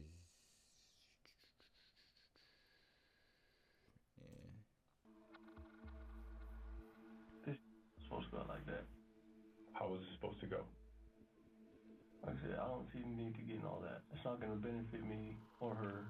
I don't see, or him. Well, right now we're still trying to figure out her role. And if we can explain her role, and there's only two people that can explain her role, you and Caleb. Caleb ain't talking to us. Without us understanding the specifics of how this went down, and if her involvement or what her involvement was in that, with some explanation that we can go back to a DA and say, hey, this is what's going on. This person was honest. She didn't know it was going to go down. But I've got to know that, but I've got to understand how it got planned then. You understand? I have to have some type of specific. Simple and easy. They thought they was gonna go hit a lick. Like I said earlier, thought they was gonna go hit a lick. The lick didn't go the way they wanted to. Bro panicked, shot that nigga, and he sped off. Just try to sell that. Why they went to the fucking store, I don't know. Cause that just means they used the money that they stole right then and there. And spent that shit. That's crazy. If you want to try to help her, help her. Put simply, if Devon wants to get Alicia out of trouble and prove she didn't plan the murder, he'll have to tell them exactly who did, solving the case for them on the spot. Damn. He's been checkmated, because no matter what story he tells them from this point out, they've got the evidence to prove... Somebody's fucked. Well, obviously they got the evidence to prove that him and Caleb are... it's not co-witness and witness, it's... essentially they're working together for whatever was going on. This was their plan. But if he want to get his girl out of this situation, essentially this cop just forced this nigga to tell everything from point A to point Z. Or disprove it. Their entire plan was just to get him to talk, and that's exactly what they've done. Now, it's finally time they heard the truth. That's why I'm irritated about this, because I don't know this food, nothing about him. Did you see the confrontation go down between Caleb? Truth. That's why I'm irritated about this, because I don't know this food.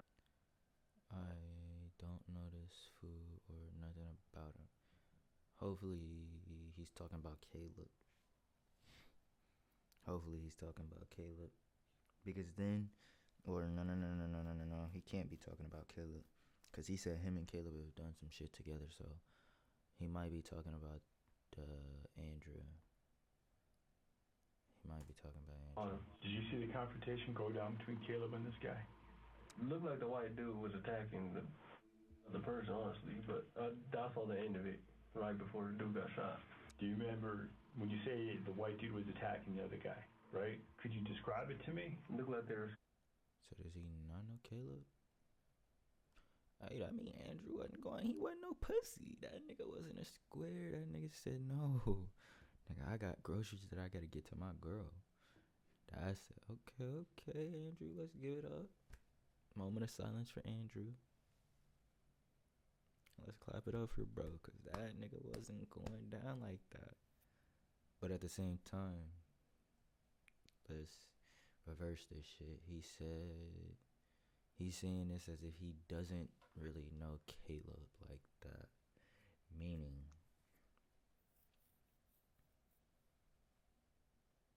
Caleb probably said, hey, hold on, I'll be back. But that also don't make sense if he said him and Caleb have done shit.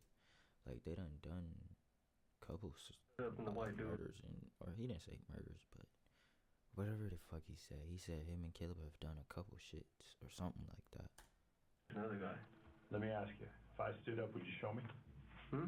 If I stood up and I'm the white dude, would you show me? Or let me be the shooter, you be the white dude. Would you do that? Yeah. So I understand it? Give me the video. Damn. So if you're the other dude, the white dude. So I'm the other guy, right? The white dude's on a bend like this, and he looked like he squared up, started running toward him. Okay, what's this guy doing? Running backwards, and that's when I heard a gunshot. All right. Do you remember? Stand up again for me. Yeah. So how close are they? Come to me. They're probably about this, maybe a little further. Okay. And then that's when I heard a gunshot go off, and the white dude rushing him. So the right dude's closing that gap? Right, that white dude saw that gun and he was like, nigga, it's gonna be me or you. I mean, ultimately it was him. But I also don't know if this was the case. But I'm just saying if it was, he saw that gun and he was like, no, it's not gonna go down that easy. But still ended up getting shot. Yeah. So do they ever get right on top of each other? No. So there's always a distance? Yeah. It's always about both their arms distance. So, all right. About both their arms. Okay. Did the white dude have anything in his hand? I couldn't see.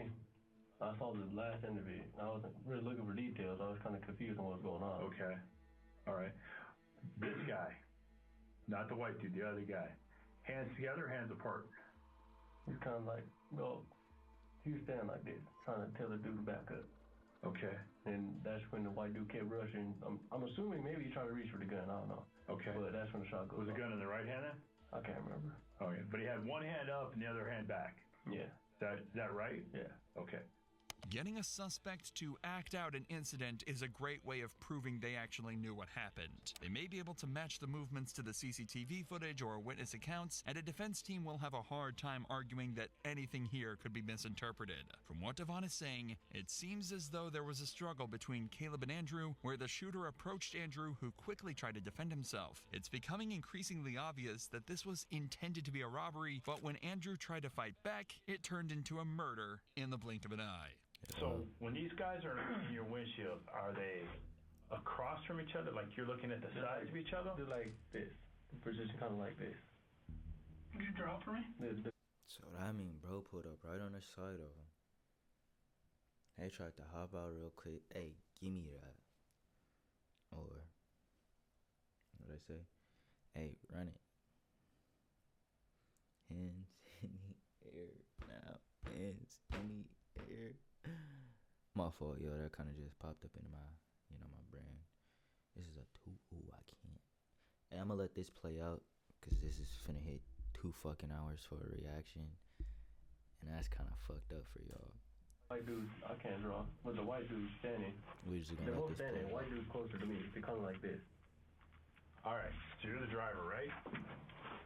White dude's closer to the front of the car?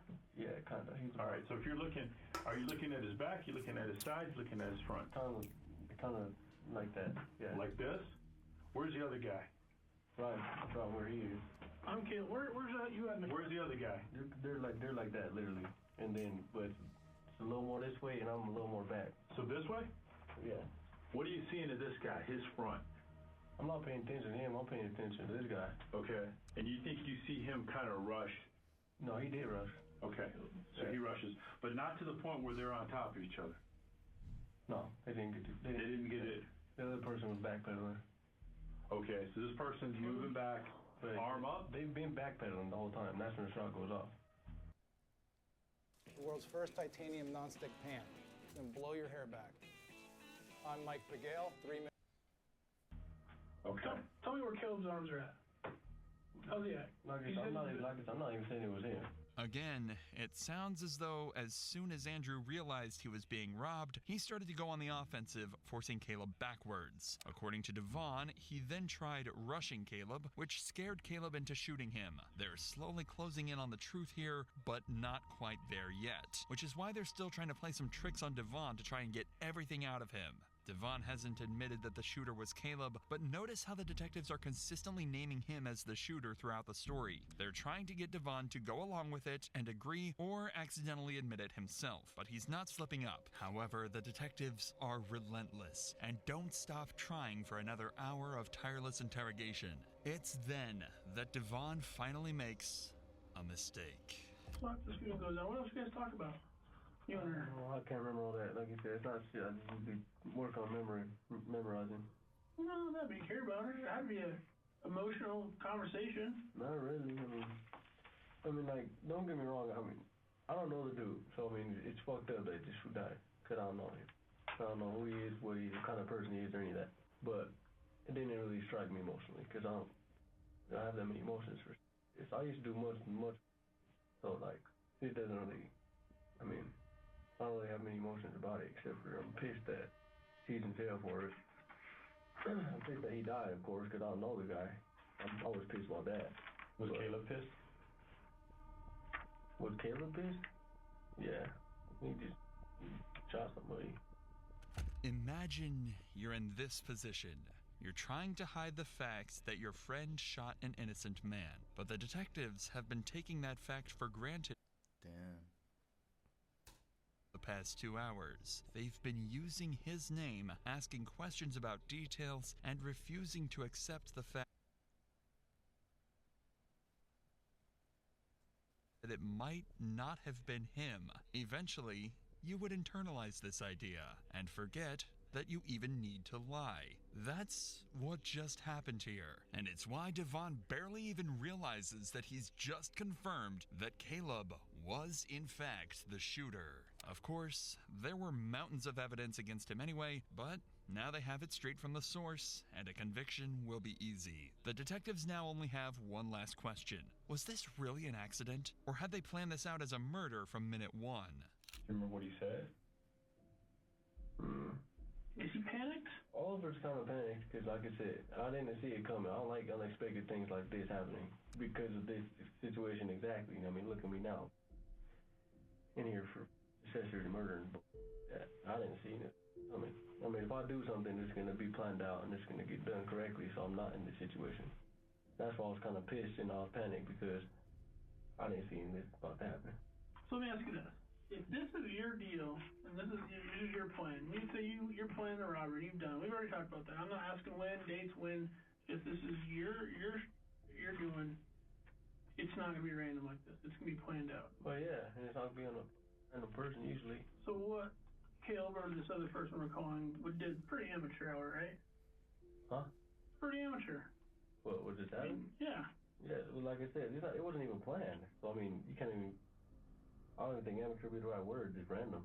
It wasn't supposed to happen. 98% of the time I rob somebody, it's not random people, which is why I'm irritated about this whole situation, because I don't know who the hell this guy was, except for what the news said, but the news always makes any white dude who dies look like a peach, so I don't know. But that's why I'm irritated about this, because I don't know this food, nothing about him. The last thing I can say is, yeah, I respect that dude don't got a heart, But he got a heart for the simple fact that, like he said, shit, he don't know who just got killed. He don't know who this nigga Caleb just killed. Caleb could have just killed the fucking president for all they know. Or he could have killed a fucking predator for all they know. But he's pissed at the fact that this shit was just kind of random, like I said. Probably was one of those things where it was like, okay, cool, let's hit this look real quick. Or Caleb was like, hey, stop the car kind of shit. Stop the car. Caleb ran up on him, hey, run that shit. Give me everything you got. Dude is not having it. Now he's dead, and like he said, he pissed off because this shit like, not gonna say shit like this should be planned, but at the same time, shit like this should not just be random. For the simple fact, Caleb could have easily had a gun and shot at him, or not Caleb, Andrew could have easily had a gun, shot at Caleb, and everybody else up in that car, and everybody else could be dead right now, and Caleb could be walking scot-free. But since Caleb killed dude, he pissed off, or, you know. John's main point ended up being that if he had planned the murder, then they simply wouldn't have caught him. So it had to have been a spur-of-the-moment decision. But the detectives didn't buy it. And in fact, this approach actually made things exponentially worse for Devon. The interrogation ended shortly after, but the detectives decided to do some further research into these other robberies. They ended up connecting him and Caleb to multiple other serious incidents, including the robbery of a cell phone store the very next day, and an incident where they fired shots into a pregnant woman's home. It was clear that they had been planning multiple robberies and were using Caleb's gun as a method of intimidation to make money. As you could imagine, this didn't look good in court for any of them. Devon received the highest sentence. He was found guilty on 18 counts, including first-degree murder, attempted murder, aggravated robbery, and aggravated intimidation of a witness. He was sentenced to life in prison plus 279 years. Caleb also received a similar sentence of life plus 118 years. The fourth passenger in the car, Eternity Lopez, was also interrogated, but was found to be completely uninvolved. She was picked up after the murder, so it seems like she was in the wrong place at the wrong time. She was not charged with the incident. But possibly worst of all for Devon, his efforts in the interrogation room failed to even help Alicia get off any lighter. She was also found guilty in the murder of Andrew Janicek and was sentenced to life in prison without the possibility of parole. Damn. So they all got life. This is another fucking ad. How often do you think about you? What the fuck? With that being said, I'm gonna catch y'all in the next video. What the fuck? It's not the next video. Whatever Row K is. Support Row K. I don't know. Actually, don't support that shit, cause I don't know what the fuck that is. But with that being said, shit, I'm gonna catch y'all in the next one. These people just did a fucking random ass murder. Tried to hit a lick, the lick went bad. Y'all be safe. And if you can, legally get you something that's gonna protect your ass, cause motherfuckers be out here, and as we can see, shit happens. We see these niggas just killed this man off of a bad robbery gone bad is what I'm trying to say. So this don't hit 2 hours. Y'all be safe. Catch you in the next one, and make sure y'all legally are protected. Legally dangerous, more so to say, more so to speak. But yeah, do what you can, make it home tomorrow. Do what you can to wake up, go to sleep, be perfect for the next day, even though we can't plan or, determine what's gonna happen. But to the next one, should I catch you?